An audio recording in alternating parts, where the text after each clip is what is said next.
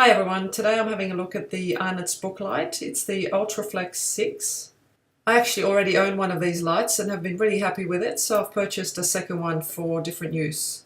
Arnotts makes several different booklights. This particular one has 6 LEDs. They're super bright and they never need replacing.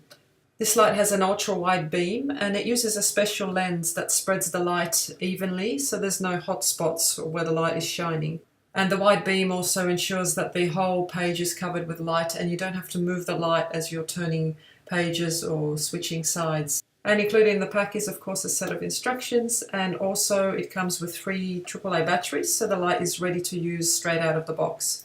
So one of the great features of the light is that it comes with a little clip, so you can clip it onto the top of a book or a book stand or a computer or whatever you're using it for. The batteries are easily accessible at the bottom of the light, and I've found them to give really good power and last a long time with the light being on even at full power.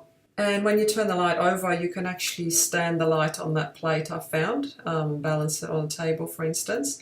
And it comes with the bendy arm of course, which is a great feature because you can adjust it to the angle that you need it to be at.